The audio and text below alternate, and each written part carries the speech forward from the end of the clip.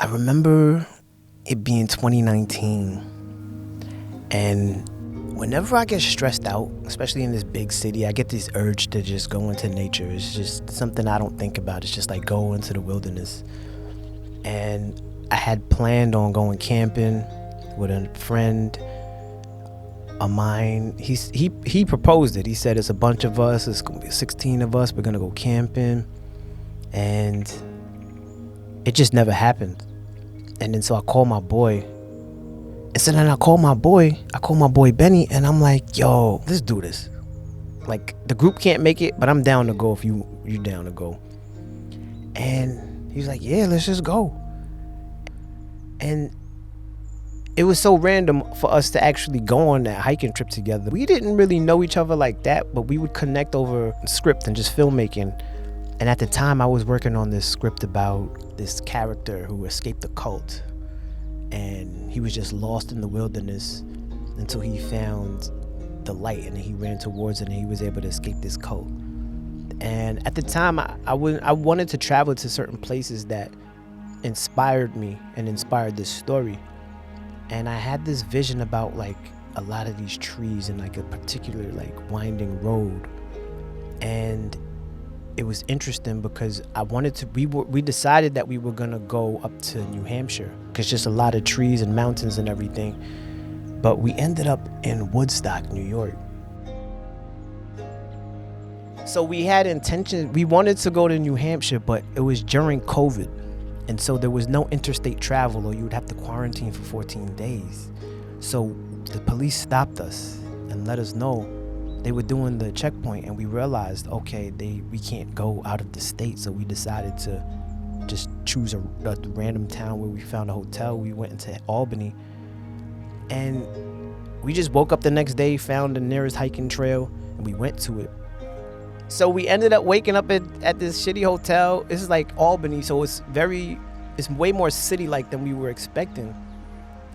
And the trail we went on was just garbage. It was just like, they were doing construction. It was like orange cones, and it was paved. And it was a lot of kids. There was a lot of noise. You couldn't really just hear the sound of nature. We were so disappointed. There was some good views, but we were just so disappointed. But we went to a town called Cicadas, and we just was like, oh, we're hungry. Let's get some food. And we went to this restaurant, and it was a nice, cool restaurant. They had like a fire pit we sat around, or they had fire pit dinner tables. I remember I had the best macaroni and cheese bombs. But we went, and we had a cool waiter. I get inappropriately friendly with waiters, so I just was like, me and her, we're family now. So she came to the table, and I was like, hey, I just told her the whole story. I was like, we came from New York City. We were just dying to have like a real nature hike, be in real nature. And we just went to this commercial state park. And she said, oh, I get you. And I was like, yeah, do you have any recommendations? Like ideally, we would love to be in Montana, but you know, that can't happen right now. And she was like, oh my gosh, Montana? I just was in Montana. And I was like doing horseback riding, and I was in the Grand Tetons. I was like, wait, what the hell? So I'm like, this woman is just like me. Like, that was where I ideally wanted to go, to Montana, but it was just so expensive and not practical during COVID. So she's like telling me all about Montana and how I need to check it out, and I need to have bear spray, and she's giving me all these hiking tips, things I never thought about. And then finally I'm like, yes, you know exactly what I mean. So you have to have a recommendation for somewhere near here. We'll drive like 2 hours. We're willing to travel. We just need some real wilderness. And she said, she thought about it for a second, and she said, you know what? I know the perfect place. Overlook Mountain in Woodstock. It's a very steep hike, but I think you'll love it. We were like, all right, say less. Looked it up online. We found out where it was, and we like, all right, we're gonna go to sleep tonight. We wake up and we go there. So me and Benny were like, okay, we finished our meal. We was like, all right, this is the last of the city, because once we wake up in the morning, we're going to Overlook Mountain. She said you would be able to see all of the Catskills or the Adirondacks. So the next day comes, and we drive to Woodstock, New York, and we're like, wow, okay, this looks really interesting. And we find out that there's like a monastery right across the street. I'm like, yes, this is perfect. We get to do some meditation and then we get to hike. This is perfect. This lady is an angel, a literal godsend. We get there and we realize that the monastery's closed because of COVID, but the hiking trail was still open. So we ended up looking for parking. The parking lot was completely full, but there was some space along the side that we saw some cars parked there, and we were like, and so I just pulled up behind, parked. This was the first time I've been on a hiking trail that was so steep. This was really a mountain. And so we're hiking, and then I realized I did not wear the right shoes, and I'm like having to take a little break every once in a while, and we're just hiking and we're taking our time, and then I realized there's like a off-beaten path. So I'm like, hey Benny, we look at each other and we just know we're just up to no good. So we go the off-beaten path. There's no one there. It's actually later in the afternoon because we woke up a little bit late. We make a turn and we realize there's an even more off-grid trail. That we look at each other and we both on the same page, so we just go for it. We're like, this is the perfect trail. This lady was perfect. So we go and we realize, like, okay, the trail is drying up. There's a dirt path that's actually getting more and more covered by grass, and we realize we're in deep. But we find this section where there's a fireplace and a whole encampment, like people have been there before. So we stop there and we're just chilling. We're just doing what we have. We're just chilling. We're just taking in the scenery. And I realized this is a perfect time to do some shrooms. And so I take a bit, and now I'm tripping. And I think my friend at the time, Benny, he was like gonna get drug tested, so he didn't want to do shrooms with me. So me, I'm just like everything. I have this childlike sense of wonder. I don't want to walk anywhere. I just want to look at the leaves. And Benny's like, yo, let's get out of here. It's getting dark. And I'm like, so what?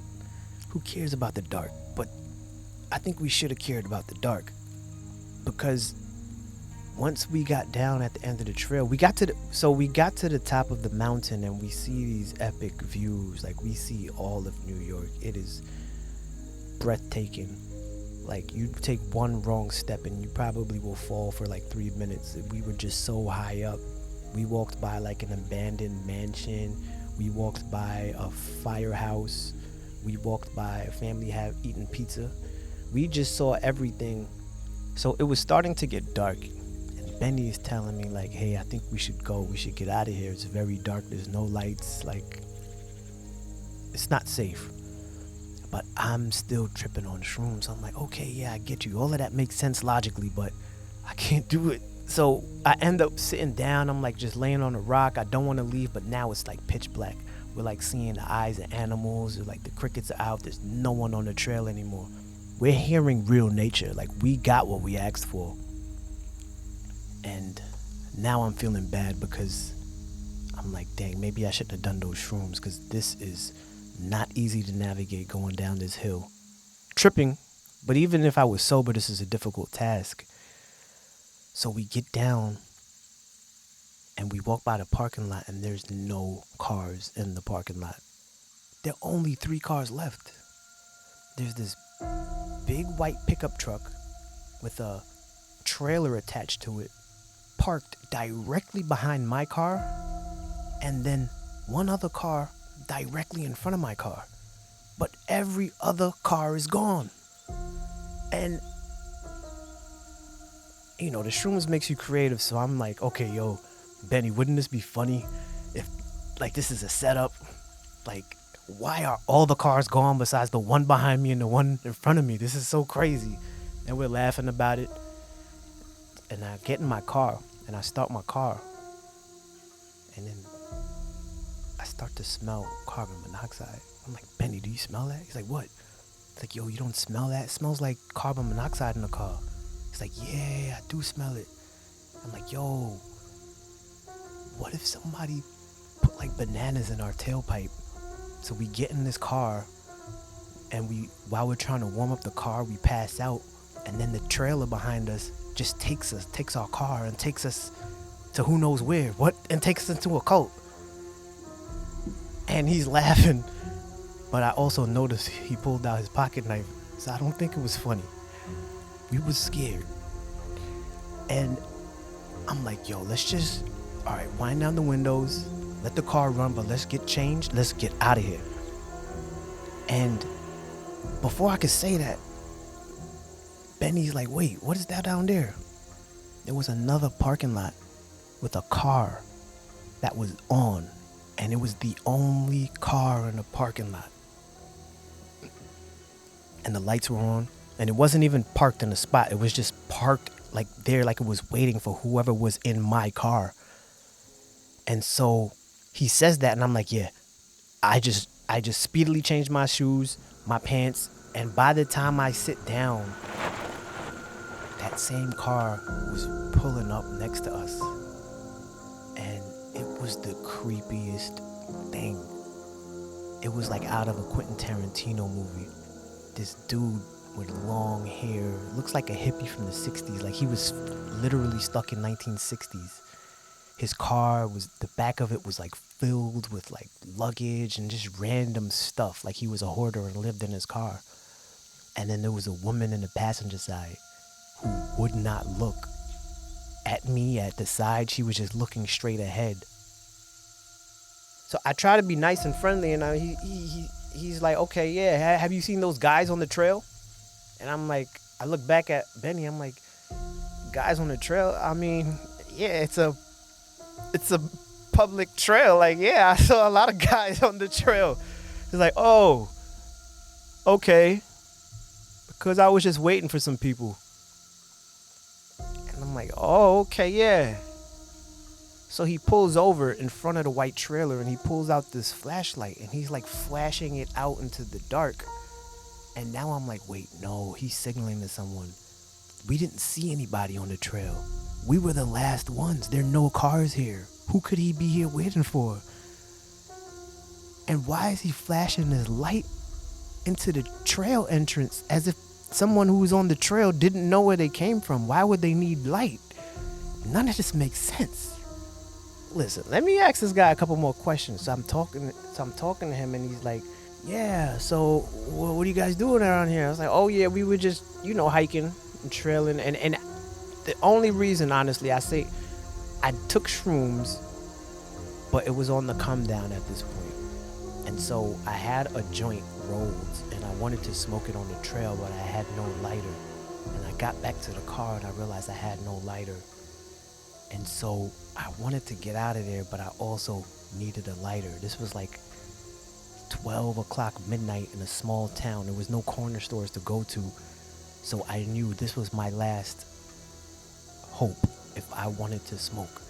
And so I kind of stuck around and I said, hey, do you have a lighter before I get out of here? And he starts searching his pockets on the left. He starts searching on the right. He starts going through his hoodie pockets. And the whole time, this woman never looks. She still never looks. So I'm just keeping my eyes around. I'm looking where he's flashing. I'm looking where he's flashing the lights. I'm looking back to see if Benny can see where I am. Like, if he's prepared to, if this guy tries to handcuff me to his hand. Like, I didn't know what was going on. But it took him 3-4 minutes to find his lighter. And he was like, oh, here it goes. Ha, ha, ha, ha. Silly me. And then so I was scared to take it because I felt like he was going to handcuff my hand to his or to the door handle. And I just thought it was so strange that the woman never looked to even just say, hey, hi, how's it going? So I kind of asked him, I said, oh, hey, I didn't realize someone was in the car. And she turns so slowly, like something out of The Grudge. And she says, hi. He says, yeah, this is my lady friend. He said, yeah, we were just looking for some friends because I'm not sure if you know about the drum circle. And I'm like, what? It's like, yeah, the drum circle. Every full moon we have a ceremony. You should come. It would be really cool. I'm like, okay, yeah. And I feel bad because as scary as this all was, I was still very intrigued. I was kind of curious about going to this drum circle. And for some reason, I'm just smoking now. Like, I'm tripping and I'm realizing I'm really not as sober as I think I am. So I'm, smoking with this guy as he's still flashing his lights out. And I'm like, yeah, this isn't a good idea.